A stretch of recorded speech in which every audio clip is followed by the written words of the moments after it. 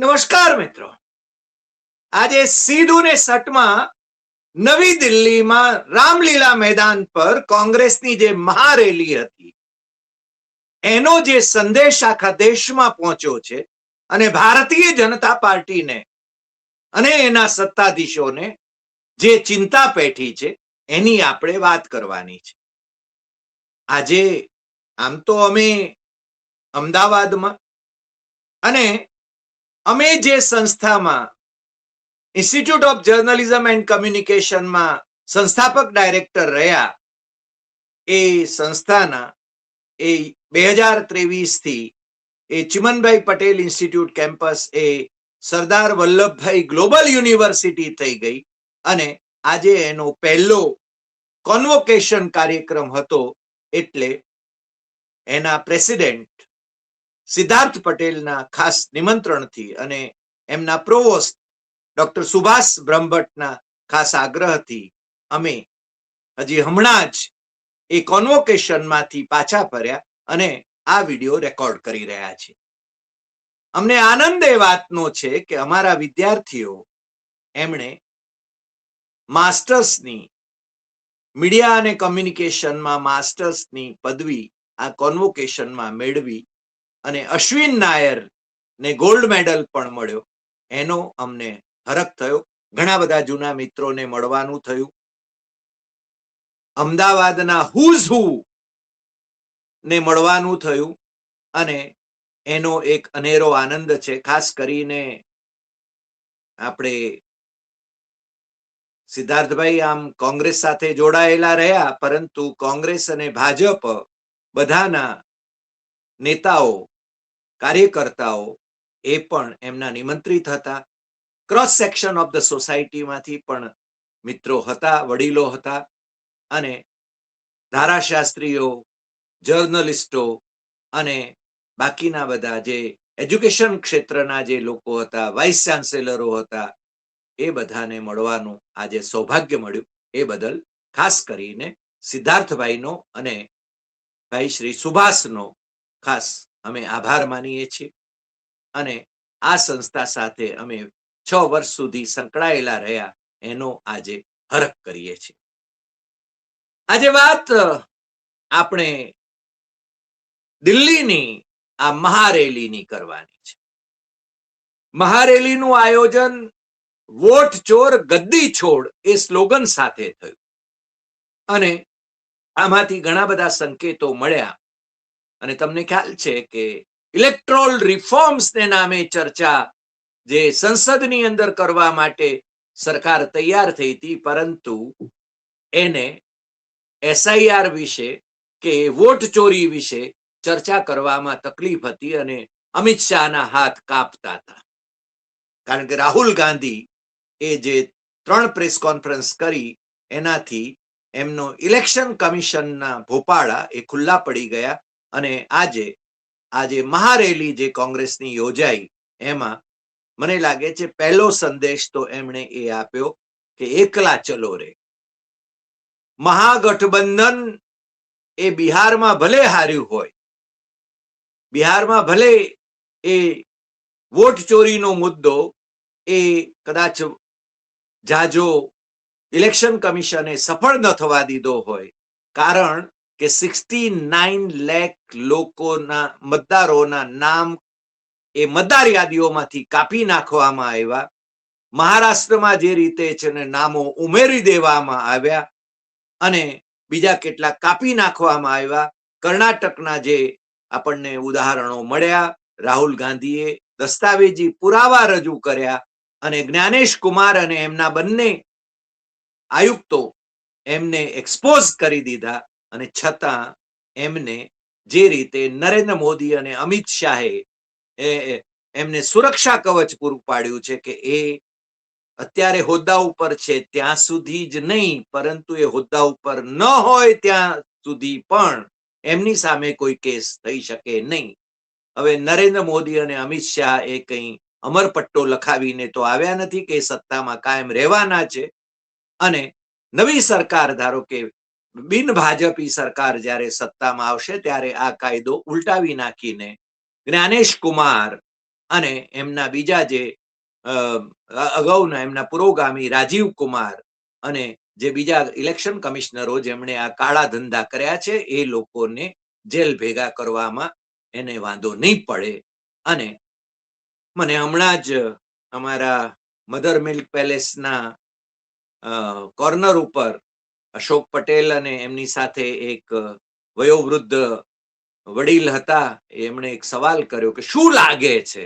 મેં કીધું શું લાગે છે, અત્યારે તો બસ મોદી અને શાહની ગાજવી જ છે, પણ કે પછી શું થશે. મેં કીધું પછી છે ને તિહાર જેલ રાહ જોશે, કારણ કે એમના જે કરતૂતો છે એ એનું ડેસ્ટિનેશન અલ્ટિમેટલી તો તિહાર જેલ છે. આ બાબત કહેવામાં મને જરાય સંકોચ થતો નથી, કારણ કે એ જ્યાં સુધી સત્તામાં છે, જ્યાં સુધી જેમ આરએસએસ ના વડા મોહન ભાગવતે આંદામાન નિકોબારની અંદર જે રીતે કહ્યું કે વિશ્વમાં એમ કે શક્તિ વધારે મહત્વની છે, સત્ય નહીં. શક્તિની વાત કરી, શક્તિ જેની પાસે હોય એ જ જીતે છે. એને આજે મને લાગે છે કે રાહુલ ગાંધીએ મુખ્ય મુદ્દો બનાવ્યો. આમ તો રાહુલ ગાંધી બોલવાના કંઈક જુદી દિશામાં હતા, પરંતુ એમણે મોહન ભાગવતની આ વાતથી શરૂઆત કરી કે હું બોલવાનો બીજું કંઈક હતો, ભાષણ બીજું કંઈક કરવાનું હતું, મારે બીજા મુદ્દાઓ લેવાના હતા, પરંતુ આમણે જે વાત કરી કે શક્તિ એ શક્તિથી જ જીતી શકાય છે, તો ના, ગાંધીજીએ, મહાત્મા ગાંધીએ, રાષ્ટ્રપિતા મહાત્મા ગાંધીએ સત્ય અને અહિંસાનો જે માર્ગ દર્શાવ્યો છે એ જ માર્ગે મોદી શાહને ઘર ભેગા કરાશે. રાહુલ ગાંધીનો આ પડકાર એ આ મહારેલીમાં કોંગ્રેસના દેશભરમાંથી આવેલા લોકોએ ઝીલી લીધો છે. અને રાહુલ ગાંધીએ બહુ સ્પષ્ટ કહ્યું છે કે તરત ને તરત સત્તા નથી મળી જવાની. સંયોગ જુઓ કે જ્યારે અહીંયા રામલીલા મેદાન ઉપર આ મહારેલી યોજાઈ રહી છે, એના આગલા જ દિવસે કેરળમાં કોંગ્રેસના નેતૃત્વ વાળા યુડીએફ ને ભવ્ય વિજય મળ્યો છે. અને બસ વિધાનસભાની ચૂંટણી, ત્યાંની વિધાનસભાની ચૂંટણી પણ થોડાક મહિના દૂર જ છે, એટલે આ પ્રિલિમ કહી શકાય, ફાઇનલ એક્ઝામ પહેલાની પ્રિલિમ કહી શકાય. અને ત્યાંની પ્રજાનો માહોલ એ છે ને આપણને એમાં દેખાઈ આવે છે. રાહુલ ગાંધી આજે આમ તો બોલ્યા ત્યારે એના પહેલા કોંગ્રેસના અધ્યક્ષ મલ્લિકાર્જુન ખડગેને બોલવાનું કહેવામાં આવ્યું, પરંતુ એમણે કહ્યું કે નહીં, એ રાષ્ટ્રીય અધ્યક્ષ છે અને અધ્યક્ષ એ હંમેશા છેલ્લે બોલે, એટલે હું પહેલા બોલીશ અને પછી મલ્લિકાર્જુન ખડગેજી બોલશે. એટલે કે એમના પ્રત્યે માન એમણે વ્યક્ત કર્યું અને એ રીતે રાહુલ ગાંધીએ આ મહારેલીને સંબોધી. મને લાગે છે કે આ મહારેલીને નિષ્ફળ કરવા માટેની કોશિશો પણ ખૂબ થઈ, લોકોને આવતા રોકવાની કોશિશો થઈ, અને છતાં રામલીલા મેદાન એ તમે જ્યાં આમ તમારી નજર પહોંચે ત્યાં સુધી લોકોથી ઉમટી રહ્યું હતું, લોકોથી ભરાયેલું તમને લાગતું હતું. અને મને લાગે છે કે રાહુલ ગાંધી, પ્રિયંકા ગાંધીએ જે એને સંબોધન કર્યું અને બંધારણ બચાવવા અને લોકશાહી બચાવવા માટે જે એમણે, અને ઇવન સોનિયા ગાંધીની ઉપસ્થિતિ, મલ્લિકાર્જુન ખડગેની ઉપસ્થિતિ અને રાહુલ ગાંધી અને પ્રિયંકા ગાંધીના ભાષણે આ કોંગ્રેસી કાર્યકર્તાઓમાં એક નવી જ ઉર્જાનો સંચાર કર્યો છે, એવું કહેવામાં જરાય અતિશયોક્તિ નથી. એમને જગાડવા માટે આ મહારેલી યોજવામાં આવી છે કે જાગતા રહો, વોટ ચોરી થઈ રહી છે અને વોટ ચોર ગદ્દી છોડ, એવું જ સ્લોગન લઈને એ લોકો ચાલ્યા હતા. વોટ ચોર કોણ છે એ હવે છે ને સામાન્ય બાળકને પણ ખબર છે. તમને ખ્યાલ હશે કે રાહુલ ગાંધીએ કહ્યું હતું કે 6 વર્ષનું બાળક પણ મને કાનમાં આવીને કહી જાય છે, વોટ ચોર ગદ્દી છોડ. એટલે કે લોકો સુધી આ મેસેજ પરકોલેટ થયો છે. અને બીજું, ભારતીય જનતા પાર્ટી વાળા એમ કે છે કે કોંગ્રેસ છે ને એ ઇલેક્શન કમિશનને ડરાવવા માંગે છે. અમારે ઇલેક્શન કમિશન સાથે શું સંબંધ, એમ કે આ બધું તો આયોજન ઇલેક્શન કમિશન કરે છે. તો પછી ભાઈ, ઇલેક્શન કમિશન સામે ધારો કે રાહુલ ગાંધી પ્રશ્નો ઉભા કરે ત્યારે ભારતીય જનતા પાર્ટીના પ્રવક્તાઓ પ્રેસ કોન્ફરન્સ કરવા માટે કેમ કૂદી પડે છે, કેમ ઉતાવળા થઈ જાય છે? આ તો બહુ સ્પષ્ટ વાત છે. ભાઈ, તમારે એમનો બચાવ કેમ કરવો પડે છે? અને જ્ઞાનેશ કુમાર પોતે કેમ રાહુલ ગાંધીએ ઉઠાવેલા મુદ્દાઓનો જવાબ નથી આપતા? અને બીજું કે અમિત શાહ પોતે એ ગૃહમાં રાહુલ ગાંધીએ જે 3 સવાલો કર્યા, એ 3 સવાલોના જવાબ એ કેમ આપ્યા નહીં એમણે? કારણ કે વિપક્ષના નેતા એટલે કે પ્રાઇમ મિનિસ્ટર ઇન વેઇટિંગ, એના જવાબ આપવા માટે તો સરકાર બંધાયેલી છે. પરંતુ આ લોકોને એક ફાવટ આવી ગઈ છે કે એ તો છે ને નહેરુથી વાત શરૂ કરશે અથવા તો વંદે માતરમથી વાત શરૂ કરશે. પણ વંદે માતરમ પરની જે ચર્ચા એમણે યોજી એમાં તો એમના ભોપાળા ખુલ્લા પડી ગયા. કારણ કે આરએસએસ અને હિન્દુ મહાસભા એમણે તો અંગ્રેજો સાથે મળીને ખેલ કર્યા હતા. અને તમને બધાને ખ્યાલ જ છે, એટલે મારે એના વિશે વધારે વિશ્લેષણ કંઈ કરવાની જરૂર નથી કે એ ફઝલુલ હક જે બંગાળના પ્રીમિયર હતા એટલે કે ચીફ મિનિસ્ટર હતા, એ ફઝલુલ હક જેણે પાકિસ્તાનનો ઠરાવ રજૂ કર્યો હતો.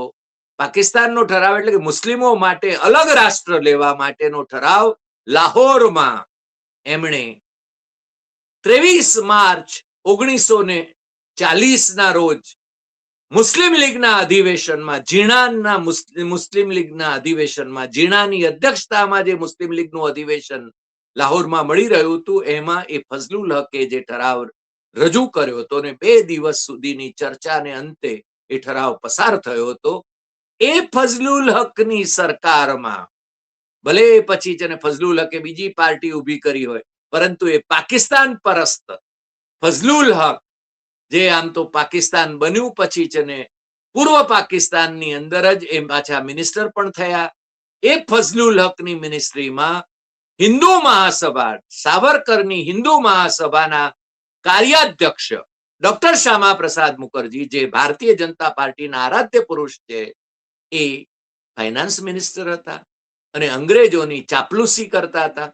અંગ્રેજોને પત્રો લખતા હતા, અંગ્રેજ ગવર્નરને પત્ર લખી રહ્યા હતા, એમને સમજાવી રહ્યા હતા કે આ જે ઓગસ્ટ ક્રાંતિની વાત જે છે, ઓગસ્ટ 1942માં હિન્દ છોડોનો જે નારો ગાંધીજીએ આપ્યો, જે હાકલ કરી અને એને જે આખું જન આંદોલન જે પ્રગટ્યું, એને કઈ રીતે નિષ્ફળ કરી શકાય એની સલાહ આપતા હતા. બીજું, સિંધ પ્રાંતમાં માર્ચ 1943માં હિન્દુ મહાસભા અને મુસ્લિમ લીગ, ઝીણાના મુસ્લિમ લીગની સંયુક્ત સરકાર હતી. એ સંયુક્ત સરકાર વખતે જીએમ સૈયદનો પાકિસ્તાનની માગણી કરતો ઠરાવ સિંધની એસેમ્બલીમાં પસાર થયો હતો. ત્યારે હિન્દુ મહાસભાના મિનિસ્ટરોએ કે એના ધારાસભ્યોએ રાજીનામા આપ્યા નહોતા. એ લોકોએ સરકારમાં રહેવાનું પસંદ કર્યું હતું. એમની નિષ્ઠા એ અંગ્રેજો પ્રત્યે હતી, એ છે ને બહુ સ્પષ્ટ હતું. અને વાયવ્ય પ્રાંતમાં પણ મુસ્લિમ લીગ, ઝીણાના મુસ્લિમ લીગ અને હિન્દુ મહાસભાની સંયુક્ત સરકાર હતી. પંજાબમાં પણ એ વખતે એમણે છે ને સાવરકરે કહ્યું હતું કે મુસ્લિમ લીગ, ઝીણાના મુસ્લિમ લીગ સાથે તમે સરકાર રચો. પણ એટલામાં તો ત્યાં સરકાર રચાઈ ગઈ હતી બીજી, એટલે એમને એ તક મળી નહોતી. અને તમે જાણો છો કે અત્યારે જે દેશભક્તિના જે સર્ટિફિકેટ વહેંચે છે અથવા તો બીજા પક્ષોને, જે વિપક્ષોને એ રાષ્ટ્રદ્રોહી ગણાવે છે, એ લોકોની રાષ્ટ્ર નિષ્ઠા કેટલી હતી અને અંગ્રેજ નિષ્ઠા કેટલી હતી એની વાત તમને બરાબર સમજાઈ શકે છે. કારણ કે ઇતિહાસના દસ્તાવેજો આ વાતની ગવાહી પૂરે છે. રાહુલ ગાંધી આ બાબતમાં કોઈ કોમ્પ્રોમાઇઝ કરવા માંગતા નથી.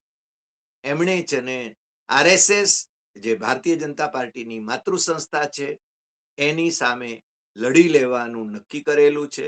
ભારતીય જનતા પાર્ટી સામે લડી લેવાનું નક્કી કરી લીધેલું છે. પરંતુ સત્તાના જોરે ભારતીય જનતા પાર્ટી જે કંઈ કરે છે એની અમે આજે વાત કરી કે એની પાસે સત્તા છે માટે મચર કુદિયા કરે છે. મચર કુદિયા, આ તમે તળપદીનો શબ્દ વાપરીએ છીએ. પરંતુ જે દિવસે એ હારશે એ દિવસે એમની શી વલે થશે. પેલી શક્તિ કરતા સત્ય અને અહિંસાની શક્તિ વધારે છે એ બાબત રાહુલ ગાંધીએ આજે પ્રતિપાદિત કરી અને પોતાના કાર્યકર્તાઓને, બબ્બર શેરોને એમણે છે ને મેસેજ આપ્યો હતો કે આપણે છે ને ભલે વખત લાગે, એટલે કે 2029માં સત્તા પ્રાપ્તિ માટે 2029 સુધી રાહ જોવી પડે, પણ એ પહેલા તૈયાર થઈ જાઓ અને એ પહેલા આપણે એકલવીર થઈને પણ લડી લેવાનું છે, બીજા આપણી સાથે જોડાય કે ન જોડાય. તમને ખ્યાલ છે કે જ્યારે રાહુલ ગાંધીએ આ વોટ ચોરીનો મુદ્દો ઉઠાવ્યો ત્યારે મમતા બેનર્જીએ એ વખતે એમને છે ને સાથ આપવા કોઈ ભૂમિકા ભજવી નહોતી અને એવું જ કંઈક ભાઈ શ્રી અખિલેશ યાદવે કર્યું હતું. એ પણ વાત હકીકત છે, કારણ કે અખિલેશ યાદવ એ માયાવતીની જેમ જ પેલી ડેમોક્લિસ સ્વોર્ડ, સંપત્તિ જે એમની છે ને વધારાની સંપત્તિ કઈ રીતે મેળવી એના જે કેસીસ છે એમની સામે, એનાથી એ ડરી રહ્યા છે, મોદીથી ડરી રહ્યા છે. પરંતુ રાહુલ ગાંધીને એવો કોઈ ડર લાગતો નથી અને કોંગ્રેસમાં જે લોકોને ડર લાગે છે, જે લોકો ભારતીય જનતા પાર્ટી સાથે ભળી ગયેલા છે, એવા લોકોને પણ સંદેશ એમણે આજની સભામાં, આજના ભાષણમાં આપી દીધો કે તમને કોઈ જરૂર નથી, તમે તમારી રીતે જે કરવું હોય એ કરો. તમને ખ્યાલ છે કે શશી થરૂર, જે આમ તો તિરુવનંતપુરમના કોંગ્રેસના સાંસદ છે, લોકસભાના સભ્ય છે, એમના તિરુવનંતપુરમમાં કોર્પોરેશન ભારતીય જનતા પાર્ટી ત્યાં જીતે છે અને શશી થરૂર એનો આનંદ મનાવે છે. હવે એમાં છે ને એમની ગદ્દારી કેટલી છે એ બહુ સ્પષ્ટપણે દેખાઈ આવે છે. જોકે આ તિરુવનંતપુરમ એ કોંગ્રેસના મોરચા પાસે હતું જ નહીં, એની સત્તા છે ને એ ડાબેરી મોરચા પાસે હતી વર્ષોથી, પણ એની પાસેથી હવે ભારતીય જનતા પાર્ટી પાસે એ સત્તા આવી છે અને એ સિવાય બાકી ઉભા કેરળની અંદર કોંગ્રેસના નેતૃત્વ વાળો જે યુડીએફ છે, મોરચો જે છે, એને ભવ્ય બહુમતી મળી છે. જે હમણાં સ્થાનિક સ્વરાજની જે ચૂંટણીઓ થઈ, કોર્પોરેશનોની ચૂંટણીઓ થઈ, 6 કોર્પોરેશનમાંથી 4 કોર્પોરેશનમાં કોંગ્રેસના નેતૃત્વ વાળા મોરચાનું શાસન આવે છે. એકમાં અત્યારે ત્યાં સરકાર જેની છે વિજયનની, એ માર્ક્સવાદી સરકાર છે, ડાબેરી મોરચાની સરકાર છે, એને મળે છે ત્યાં આગળ. અને એકમાં આ તિરુવનંતપુરમમાં એ શશી થરૂર જેવા ગદ્દારોને કારણે એ ભારતીય જનતા પાર્ટી ત્યાં સત્તા મેળવી શકે છે. પરંતુ ભારતીય જનતા પાર્ટીએ વોટ ચોરીથી સુરેશ ગોપી, જે ફિલ્મ ઇન્ડસ્ટ્રીમાંથી આવે છે, જે કેન્દ્રમાં અત્યારે મંત્રી છે અને જે લોકસભાની અંદર વોટ ચોરીથી ચૂંટાયેલા હોવાની ખૂબ ચર્ચા છે ત્યાં ત્રિશુર લોકસભા બેઠક ઉપર, એ પોતાને ત્યાં પોતાનું કોર્પોરેશન જે છે ત્રિશુર મ્યુનિસિપલ કોર્પોરેશન, ત્યાં પણ છે ને સત્તા જાળવી શક્યા નથી, અથવા ભારતીય જનતા પાર્ટી ત્યાં મેળવી શકી નથી.